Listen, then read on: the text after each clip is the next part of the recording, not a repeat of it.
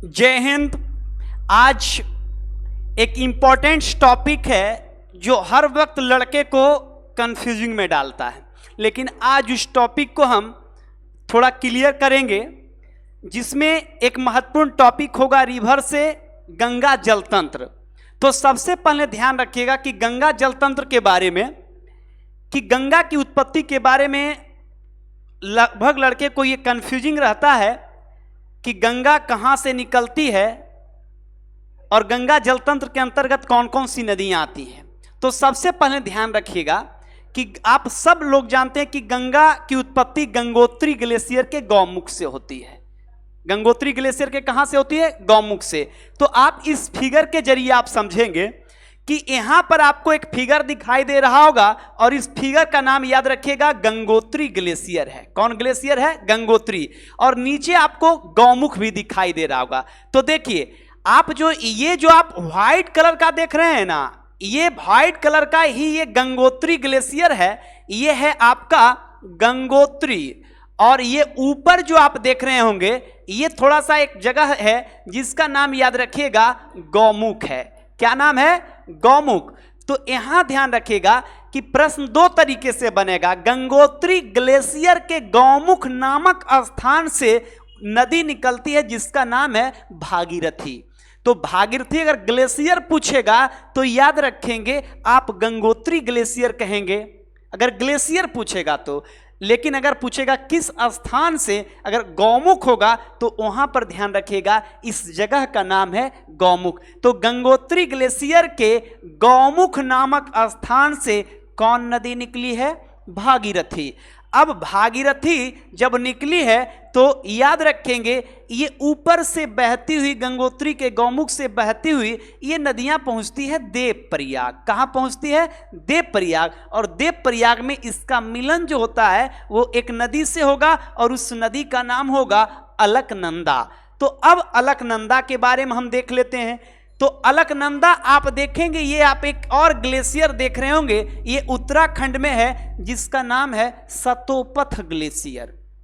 कौन glacier? सतोपथ glacier. कहां पड़ता है? उत्तराखंड में। तो सतोपथ ग्लेशियर से ही ये नदी आती है अलकनंदा। तो ध्यान रखेंगे कि अलकनंदा किस ग्लेशियर से आ रही है? सतोपथ ग्लेशियर से। भागीरथी किस ग्लेशियर से आ रही है? गंगोत्री ग्लेशियर से। और ये भागीरथी आई और ये अलकनंदा आ गई और दोनों का मिलन कहाँ हो गया? देवप्रयाग में। तो इस तरह से ये ध्यान रखिएगा कि भागीरथी और अलकनंदा का मिलन देवप्रयाग में होता है। कहाँ होता है? देवप्रयाग में। आइए आपको थोड़ा सा हम फिगर के माध्यम से आपको समझाएंगे, मैपिंग के माध्यम से आपको समझाएंगे। देखिए, ये आप देख रहे होंगे यही दो नदियां हैं जिसका नाम होगा अलकनंदा और भागीरथी। देखेंगे यहां पर, समझेंगे आप। देखिए, एक तरफ से आप देख रहे होंगे कि इधर से एक नदी आ रही है, इधर से आप देख रहे होंगे, मैं रेड कलर ले रहा हूं। यहां देखेंगे आप, यहां देखेंगे कि एक तरफ से ये नदी आ रही है। इस नदी का नाम याद रखिएगा भागीरथी। क्या नाम है? भागीरथी। और इधर से आ रही है, याद रखिएगा कौन सा? अलकनंदा। कौन सा? अलकनंदा। अब ध्यान रखिएगा, ये कौन सी है? अलकनंदा। ये कौन सी है? भागीरथी। इसमें देखेंगे थोड़ा सा ज्यादा पानी है, इसका मतलब ये तेजी से आ रही है और ये थोड़ा सा ज्यादा गहरी नदी है। कौन? भागीरथी। और ऊपर से कौन आ रही है? अलकनंदा। तो यहां पर ध्यान रखिएगा कि ये आपका है अलकनंदा और ये है भागीरथी। और ये जो आप देख रहे हैं ना, ये जो स्थान है, यहां पर आपको कई घर दिखाई दे रहा होगा, ये कई मंदिर आपको दिखाई दे रहा होगा। देखिए, ये भी मंदिर है। तो ये स्थान का नाम याद रखिएगा है देवप्रयाग। क्या नाम है? देवप्रयाग। तो ये देवप्रयाग नामक स्थान पर दो नदी आकर मिलती है, एक तरफ से ऊपर से अलकनंदा और नीचे से भागीरथी। तो भागीरथी और अलकनंदा का मिलन याद रखेंगे कहाँ मिलती है? देवप्रयाग में। तो यहां पर आप समझ गए होंगे कि भागीरथी और अलकनंदा का मिलन कहाँ होता है? देवप्रयाग में। तो ध्यान रखेंगे अलकनंदा किधर से आ रही थी? इस ग्लेशियर का नाम हमने बताया था सतोपथ ग्लेशियर। और भागीरथी किधर से आ रही थी? गंगोत्री ग्लेशियर के गौमुख से। तो गंगोत्री ग्लेशियर के गौमुख से भागीरथी आई और सतोपथ ग्लेशियर से अलकनंदा आई। दोनों का मिलन एक खास स्थान है और उस स्थान का नाम है देवप्रयाग। तो देवप्रयाग में दो नदी आकर मिली है, ऊपर से अलकनंदा, नीचे से भागीरथी। तो इस तरह से आप समझ गए होंगे कि भागीरथी और अलकनंदा का मिलन एक खास स्थान, उस जगह का नाम था देवप्रयाग। पहला प्रयाग में मैंने आपको बताया देवप्रयाग। 5 प्रयाग होंगे और पांचों प्रयाग का डिफिनेशन हम मैपिंग और फिगर के जरिए करेंगे। तो पहला प्रयाग देवप्रयाग, दो नदी आकर मिली, अलकनंदा, भागीरथी। अब आप इस मैपिंग के जरिए आपको समझाते हैं और देखेंगे।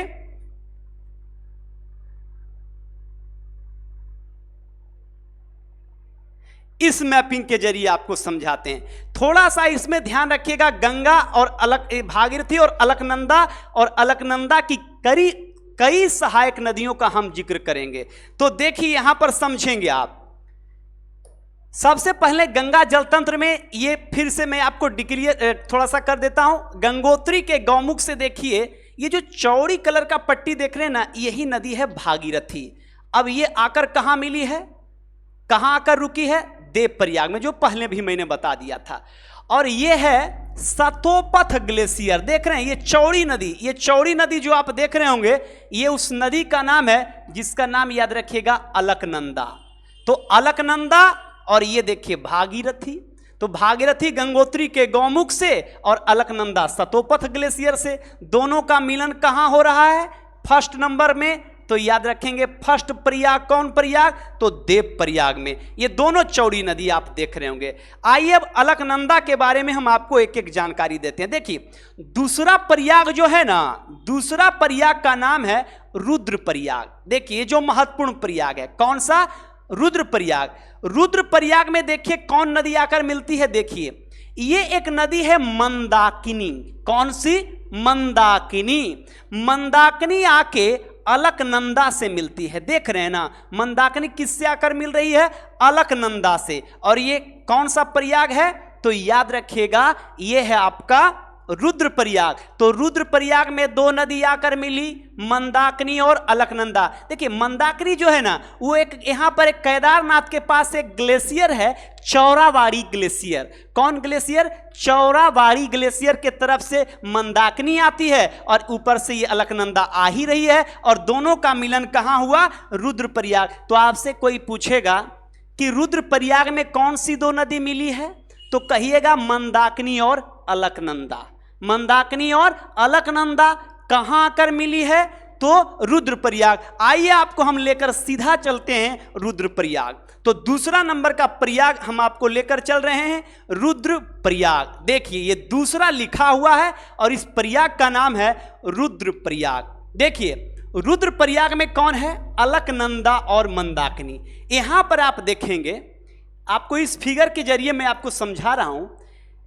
एक नदी देखिए इधर से आ रही है, थोड़ा सा आपको ये थोड़ा सा ज्यादा आपको इसमें मिट्टी मिला हुआ होगा और इधर से एक थोड़ा सा फ्रेश वाटर का आकर मिल रहा होगा, देख रहे होंगे।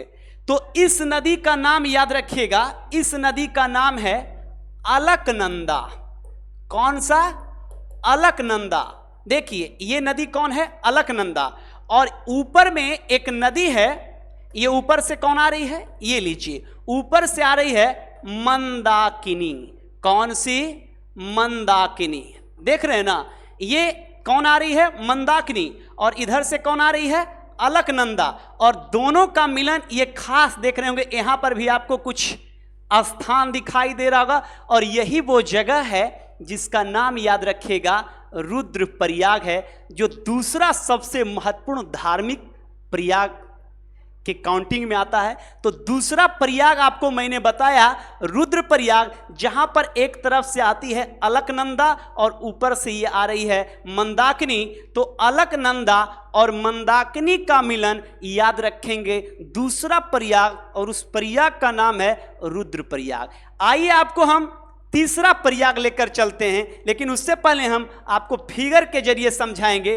तो यहां पर फिगर के जरिए पहले देख लीजिए, ये लीजिए तीसरा प्रयाग है, और उस प्रयाग का नाम है कर्ण प्रयाग। नाम सुने होंगे, देखिए ये तीसरा कौन है, कर्ण प्रयाग। ये एक नदी है पिंडारी नदी, नाम सुने होंगे। कौन नदी, पिंडारी। तो पिंडारी अलकनंदा में मिलती है, और उस प्रयाग का नाम है कर्ण प्रयाग। तो कर्ण प्रयाग में कौन दो नदी आकर मिल रही है, तो पिंडारी नदी किस में आकर मिल रही है, अलकनंदा में। देख रहे हैं ना, ये कौन नदी आ रही है, पिंडारी, और ये ऊपर से कौन नदी आ रही है, अलकनंदा। तो अलकनंदा और पिंडारी का मिलन कहां हुआ, कर्ण प्रयाग। सीधा आपको लेकर चलते हैं हम कर्ण प्रयाग। तो सीधा कर्ण प्रयाग हम आपको लेकर पहुंचेंगे, और लीजिए कर्ण प्रयाग पहुंचिए। ये आ गए हम कर्ण प्रयाग। देखिए ये ऊपर से देख रहे हैं ना, ये देखिए ये रेड कलर हम ले रहे हैं ताकि आप आसानी से समझिए। इधर जो आप देख रहे होंगे, इधर से आ रही है अलकनंदा, क्योंकि अलकनंदा प्रमुख नदी है, इसी में सब आकर मिलती है। ऊपर से ये ढेर सारा पानी लेकर कौन आ रही है, अलकनंदा, थोड़ी ज्यादा गहरी भी है। और लीजिए इधर से आ रही है एक नदी, इस नदी का नाम है पिंडार, या पिंडारी भी कहीं कहीं पढ़ेंगे। तो पिंडार नदी अलकनंदा में मिल रही है। और लीजिए यहां पर भी एक तीर्थस्थल है, और इस तीर्थस्थल का नाम हो गया कौन प्रयाग, तो याद रखिएगा कर्ण प्रयाग। कौन प्रयाग, कर्ण प्रयाग। तो कर्ण प्रयाग में कौन सी दो नदी मिल रही है, तो पिंडार नदी किस में मिल रही है, अलकनंदा में। तो पिंडार नदी ये अलकनंदा में मिली है, और उस जगह का नाम होगा कर्ण प्रयाग। तो ये आप समझ गए होंगे कि कर्ण प्रयाग में दो नदी आकर मिलती है, एक याद रखेंगे ऊपर से अलकनंदा और नीचे से पिंडार नदी, और दोनों का मिलन हुआ कर्ण प्रयाग। अब हम चौथा प्रयाग आपको लेकर चलेंगे, और चौथा प्रयाग कौन होगा वो आपको हम मैपिंग के जरिए समझाएंगे। चौथा प्रयाग देखिए, इस प्रयाग का नाम है नंद प्रयाग। कौन प्रयाग, नंद प्रयाग। सब भगवान विष्णु का ही रूप है, वो नंद प्रयाग हो या विष्णु प्रयाग हो, रुद्र प्रयाग हो, जो भी प्रयाग है भगवान विष्णु को समर्पित है। तो याद रखिएगा कि ये नंद प्रयाग चौथा प्रयाग है, जहां पर एक नदी आती है नंदाकिनी। कौन सी, नंदाकिनी। और ऊपर से कौन आ रही है, अलकनंदा। ये सब नदियां उसी में मिल रही है। तो नंदाकिनी अलकनंदा में कहां मिलेगी भाई, नंद प्रयाग में। तो नंद प्रयाग में कौन दो नदी मिली है, नंदाकिनी और अलकनंदा। तो नंदाकिनी जाकर अलकनंदा में मिल गई, और वो चौथा प्रयाग था जिसका नाम था नंद प्रयाग। आइए हम आपको सीधा नंद प्रयाग लेकर चलते हैं। देखिए चौथा आपको नंद प्रयाग दिखाई दे रहा होगा। कौन सा प्रयाग, नंद प्रयाग। देखिए ये आप देख रहे होंगे कि नंदाकिनी जाकर किस में मिल रही है, अलकनंदा में। आइए आपको हम सीधा लेकर चल रहे हैं। देखिए ये जो आप देख रहे हैं ना, इधर से जो एक नदी आ रही है, ये नदी का नाम है अलकनंदा। मैं यहां पर रेड ले रहा हूं, ये देखिए ये है, ये भी लीजिए अलकनंदा। कौन सी, अलकनंदा। और ऊपर से एक नदी आ रही है जिसका नाम याद रखिएगा नंदाकिनी। कौन सा, नंदाकिनी। देखिए, और ये जगह का नाम याद रखिएगा, इस जगह का नाम होगा नंद प्रयाग। तो ये नीचे से कौन नदी आ रही है,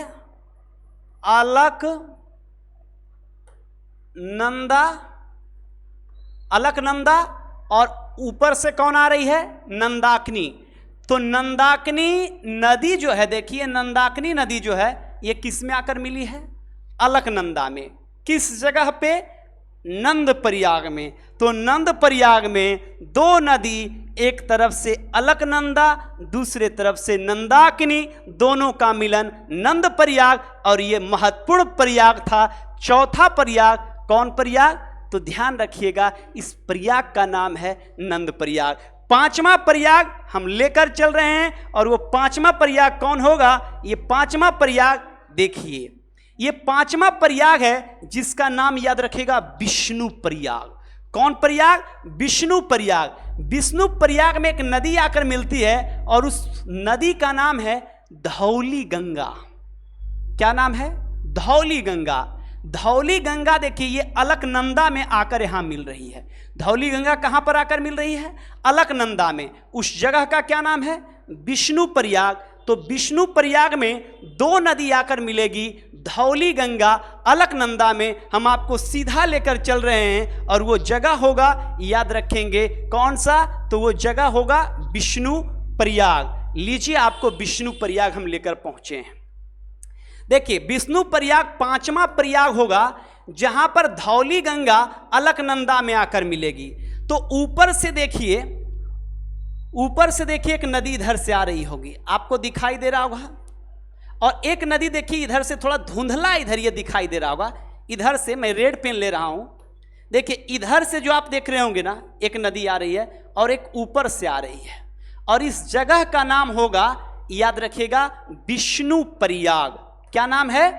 विष्णु प्रयाग। देखेंगे इस जगह का नाम होगा विष्णु प्रयाग। तो बताइए कि विष्णु प्रयाग ये जगह है, यहां पर भी मंदिर बहुत सारा है। विष्णु प्रयाग में दो नदी आती है, एक नीचे से याद रखिएगा अलकनंदा आ रही है, और ऊपर से ये धौली गंगा आ रही है। तो याद रखिएगा कि अलकनंदा में धौली गंगा आकर मिलती है, उस जगह का नाम है विष्णु प्रयाग। कौन सा प्रयाग? विष्णु प्रयाग। तो हमने आपको 5 प्रयाग बताया। कितने प्रयाग? 5 प्रयाग, जिसमें हमने एक एक करके आपको बताया था। जिसमें पहला हमने आपको बताया था देव प्रयाग। कौन सा? देव प्रयाग। दूसरा हमने आपको बताया था रुद्र प्रयाग। कौन सा? रुद्र प्रयाग में अलकनंदा और मंदाकिनी मिलती है। तीसरा हमने बताया आपको कर्ण प्रयाग, जहां अलकनंदा और पिंडारी नदी आकर मिलती है। उसके बाद ये देखेंगे चौथा आपका नंद प्रयाग, जहां पर नंदाकिनी आकर अलकनंदा में मिलती है। और लास्ट मैंने आपको बताया था विष्णु प्रयाग, जहां धौली गंगा अलकनंदा में आकर मिलती है। तो इस तरह से हमने आपको पूरे गंगा जल तंत्र में ये कुछ महत्वपूर्ण आपको मैंने जानकारी दिया। ध्यान रखिएगा, ये सारी नदियां अपना सारा पानी लेकर अलकनंदा और भागीरथी के माध्यम से देव प्रयाग पहुंचती है। और जब देव प्रयाग में भागीरथी और अलकनंदा मिलती है, तो यहीं पर ये नदियां, याद रखेंगे, किसके नाम से जानी जाती है? गंगा बन जाती है। क्या बन जाती है? गंगा बन जाती है। तो ये ध्यान रखेंगे कि गंगा कहाँ पर गंगा बनती है, तो ध्यान रखिएगा देव प्रयाग में। देव प्रयाग में दो नदी आकर मिलती है, अलकनंदा और भागीरथी। तो इस तरह से आप ये समझ गए होंगे। ध्यान रखिएगा कि ये गंगा जलतंत्र का कुछ महत्वपूर्ण टॉपिक था। अब गंगा देव प्रयाग से आगे बढ़ती है, और देव प्रयाग से आगे बढ़ने के बाद गंगा सीधा, याद रखेंगे, ऋषिकेश पहुंचती है। इस मैपिंग के जरिए आपको हम थोड़ा सा और देंगे। यहां देखेंगे ये उत्तराखंड, उत्तर प्रदेश, बिहार, बंगाल और झारखंड है। ध्यान रखिएगा, इस मैपिंग के जरिए मैं आपको समझाऊंगा कि ये उत्तराखंड से दो नदियां देव प्रयाग के रास्ते ऋषिकेश, हरिद्वार, उत्तर प्रदेश, बिहार, झारखंड, बंगाल होते हुए ये नदियां बांग्लादेश चली जाती है, जहां पर गंगा, याद रखिएगा, बंगाल की खाड़ी में गिर जाती है और अंततः गंगा बंगाल की खाड़ी में जाकर समा जाती है। तो इस तरह से ये ध्यान रखिएगा कि गंगा देव प्रयाग में गंगा बनने के बाद पहला पड़ाव उसका उत्तराखंड के ऋषिकेश, दूसरा हरिद्वार। हरिद्वार में ये पहाड़ी रेंज से नीचे उतरती है और मैदानी इलाकों में प्रवेश करती है, अर्थात उत्तर प्रदेश का वो शहर होगा बिजनौर। बिजनौर के बाद ये नदियां पहुंचती है कन्नौज। कन्नौज के बाद याद रखिएगा इलाहाबाद। इलाहाबाद के बाद ये नदियां वाराणसी। वाराणसी में याद रखेंगे यमुना कर मिलेगी। फिर याद रखेंगे ये सीधा बिहार पहुंचती है। बिहार वाला एक अलग मैप पर हम समझा देंगे कि बिहार में गंगा जो है कितने जिले से होकर गुजरती है, और पूरा उसका एक अलग वीडियो हम बना देंगे। तो यहाँ पर ध्यान रखिएगा कि यहाँ पर ये नदियाँ सीधा कहाँ पहुँचेगी, तो पटना, क्योंकि एक बड़ा शहर है। पटना के बाद भागलपुर, भागलपुर के बाद याद रखेंगे ये कटिहार पहुँचती है। कटिहार बिहार का लास्ट जिला होगा जहाँ गंगा बहती है। फिर ये चली जाएगी कहाँ पर, तो झारखंड। झारखंड के बाद ये चली जाएगी बंगाल, और बंगाल में चुके अपना सारा पानी लेकर ये बांग्लादेश चली जाएगी। और बांग्लादेश जब चली जाएगी तो फिर ये लौट के नहीं आएगी। तो अब लौट के नहीं आएगी तो अपने साथ क्या ले जाएगी, सारा पानी। तो इस लेकर हम गंगा को फरक्का में थोड़ा सा रोकने का प्रयास करते हैं और एक विशाल बैराज बनाते हैं, और उस बैराज का नाम देते हैं फरक्का बैराज। उसका लाभ और हानि दोनों हम बताएंगे कि फरक्का बैराज से लाभ क्या है और हानि क्या है।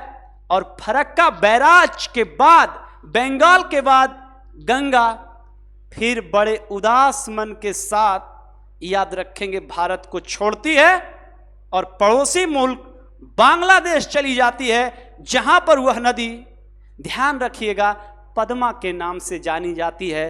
ठीक उसी प्रकार से जिस प्रकार से घर से जब कोई लड़की की विदाई होती है तो वो सीधा अपने मैके में बेटी के नाम से जानी जाती है, लेकिन जैसे ही वो ससुराल पहुंचती है तो वो बहू के नाम से जानी जाती है, रानी के नाम से जानी जाती है, अन्य अन्य कई नामों से जानी जाती है। तो भारत में गंगा फर्स्ट स्टेज में भागीरथी के नाम से जानी जाती थी, लेकिन पूरे भारत के मैदान में वह गंगा के नाम से जानी गई। और जैसे ही बांग्लादेश रूपी ससुराल पहुंची तो याद रखेंगे वो पद्मा के नाम से जानी जाती है, और अंततः बांग्लादेश में वह नदी ब्रह्मपुत्रा से मिलती है, जिसे बांग्लादेश में जमुना के नाम से जानते हैं। और अंततः यह दोनों मिलकर मेघना कहलाती है बांग्लादेश में, और अंत में याद रखेंगे यह बंगाल की खाड़ी में जाकर गिरती है।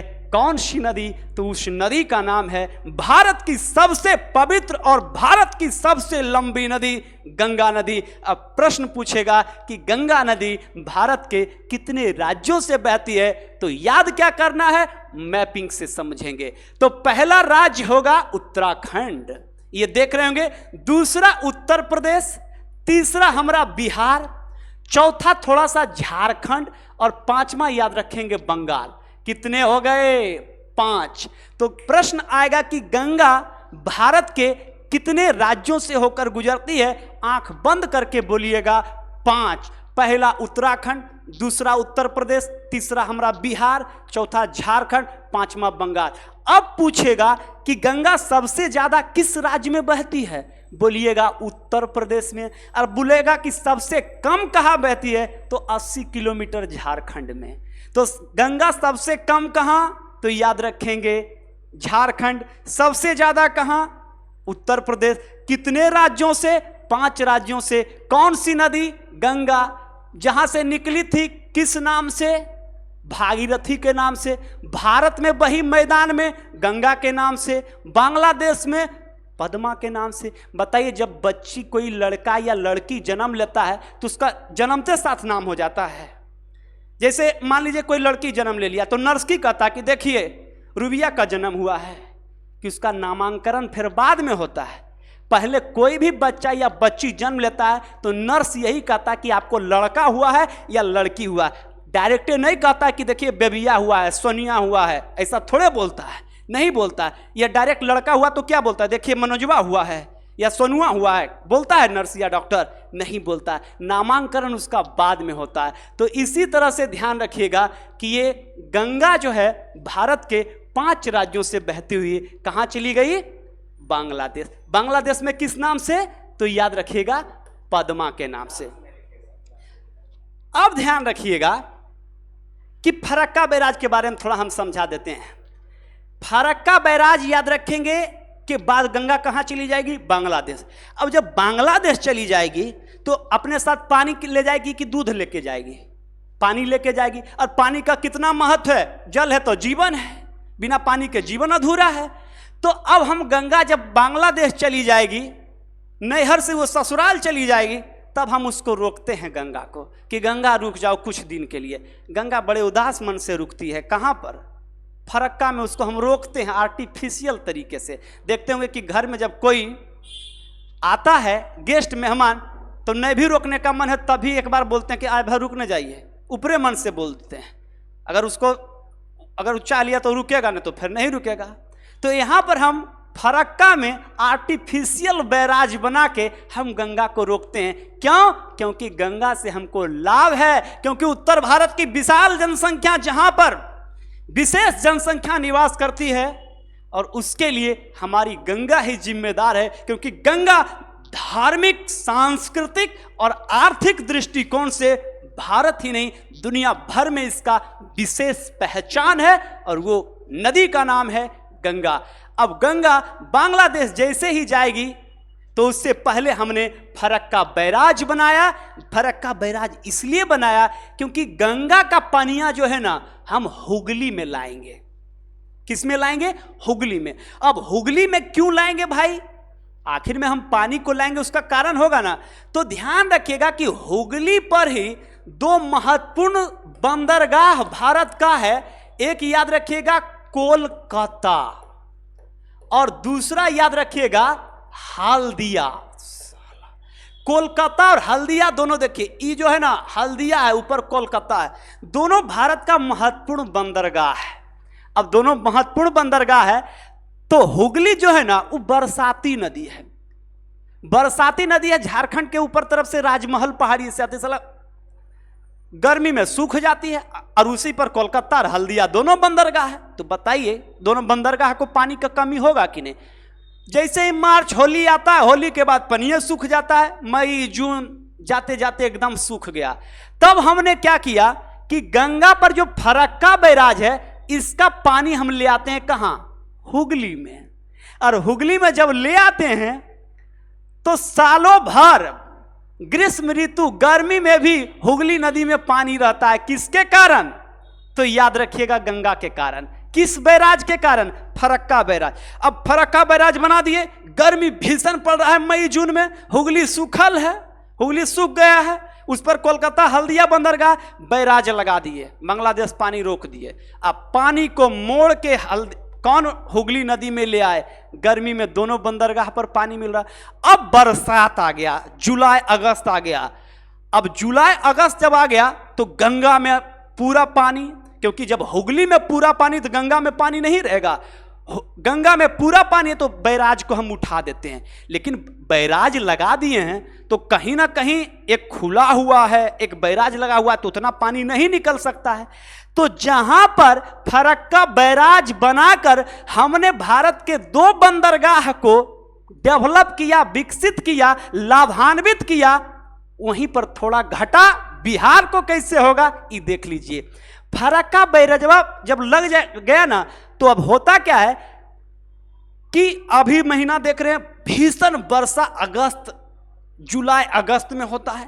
पूरा उत्तर भारत में गंगा और गंगा की सहायक नदी पूरा उफान के साथ पानी लाती है, जिसमें कोसी तो सबसे खतरनाक नदी है। वो इतना पानी नेपाल से लेके आती है कोसी और गंडक कि एकदम जो है कह नहीं सकते हैं। और गंगा में भी खूब पानी है, क्योंकि गंगा के और सारे सहायक नदी पानी, गंगा तो अपने खूब लेके आई रही है, और उसके बाद गंगा की सारी सहायक नदियों लेके पानी दे रहा है, ले लो ले लो ले लो। अब गंगा पर बैराजवा लगल है फरक्का, पूरा बैराज खोल दिए बरसात में, फिर भी पानी रोकेगा। अब पानी जब रुकेगा तो ऑटोमेटिक जान लीजिएगा कि जब बांध बनेगा या बैराज बनेगा तो पानी स्थिर हो जाएगा। अब गंगा बैराज खुला हुआ फिर भी पानी कुछ स्थिर है, तो पानी के साथ जो याद रखेंगे कीचड़ आता है ना, देखते हैं अभी गंगा नदी बरसात में देखिएगा पूरा एकदम लगेगा, एकदम पूरा पानी गंदा लगेगा। वो कीचड़वा धीरे धीरे क्या होता है कि बैठ जाता है गंगा में। अब बैठ जाएगा तो ऑटोमेटिक है क्या है कि गंगा छिछला हो जाएगा। अब छिछला हो जाएगा तो गड्ढा कम जाएगा। अब गड्ढा कम हो जाएगा तो गंगा अपना पनिये नहीं खींच पाएगी। अब खींच नहीं पाएगी तो यहीं पर बगलवा हमरा पूरा देखेंगे, ये हमरा बिहार है, ये देखिए बिहार है। अब कोसी और गंडक दो खतरनाक नदी है, ये भी ढेर पानी ले जाके गंगा को दे रहा है, गंगा पानी खींचिए नहीं रहा है क्योंकि फरक्का बैराज है।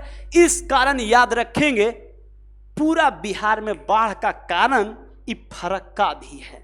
तो ध्यान रखिएगा कि प्रश्न कि फरक्का से जहां बंगाल में कोलकाता हल्दिया बंदरगाह को लाभ मिलता है, वहीं पर बिहार में खास करके उत्तर बिहार में जो बाढ़ का कारण है उसके लिए याद रखेंगे फरक्का बैराज भी जिम्मेदार है। लेकिन अगर फरक्का बैराज जिम्मेदार है तो उसका निराकरण भी है। ये चाहिए जल शक्ति मंत्रालय, जो जल संसाधन मंत्रालय पहले था, जल शक्ति मंत्रालय को चाहिए कि एक विशेष पैकेज लाकर गंगा के में जमे गाद को हटाया जाए, जिससे गंगा का पानी पूरे तरीके से बरसात में तेजी से वो बंगाल की खाड़ी में जाकर गिरे, जिससे बिहार में, उत्तर बिहार में जो बाढ़ की समस्या होती है, जिससे हजारों करोड़ों रुपए का घाटा होता है, कई हजार लोग मारे जाते हैं इस त्रासदी में, और बिहार जो गरीबी के मुंह में जो मुख्य कारण है वह बाढ़ का भी कारण है, क्योंकि उससे जान माल की जो नुकसान पहुंचती है, जिसके लिए कोसी और गंडक जिम्मेदार है। तो कहीं ना कहीं ये गाद हटवाकर एक विशेष पैकेज लाकर गंगा के गाद को हटाकर हम गंगा को साफ करें और पूरे उत्तर बिहार में या बिहार में बाढ़ पर नियंत्रण लाया जाए, क्योंकि भारत में सबसे ज्यादा अगर कोई बाढ़ से प्रभावित राज्य है तो वो हमारा बिहार है, और इसी के कारण हम गरीबी के मुंह में ढकेल दिए गए हैं, क्योंकि एक बड़ी आबादी इस बाढ़ से प्रभावित होती है, जिसमें हमारा खास बेल्ट कोसी बेल्ट है, सहरसा, सुपौल और मधेपुरा, और ऊपर से बेतिया, गोपालगंज वाला एरिया, छपरा वाला एरिया, और हम पूरे उत्तर बिहार जहां पर पूरे जाल माल धन का नुकसान होता है और हम गरीबी के कगार पर हैं। तो ये भारत सरकार और बिहार सरकार दोनों मिलकर इस तरह का एक पैकेज लाना चाहिए, काम होनी चाहिए, जिससे ये गाद को हटाया जाए, फरक्का बैराज को साफ किया जाए और बाढ़ पर नियंत्रण लाकर बिहार को खुशहाल करने का काम किया जाए। तो इस तरह से बिहार जब आगे बढ़ेगा तो ध्यान रखिएगा ये देश आगे बढ़ेगा, क्योंकि बिहार वो धरती है जहां पर चंद्रगुप्त और चाणक्य जैसे लोग पैदा हुए। तो ये साफ स्पष्ट है कि बिहार के विकास में दोनों सरकार मिलकर काम करे और बिहार को आगे बढ़ने का काम करे और बिहार में बाढ़ को नियंत्रित करे, तब जाकर हमारा देश आगे बढ़ेगा। नेक्स्ट वीडियो में हम फिर मिलते हैं, तब तक के लिए मैं आपसे विदा लेता हूं। नेक्स्ट वीडियो में जय हिंद, जय भारत।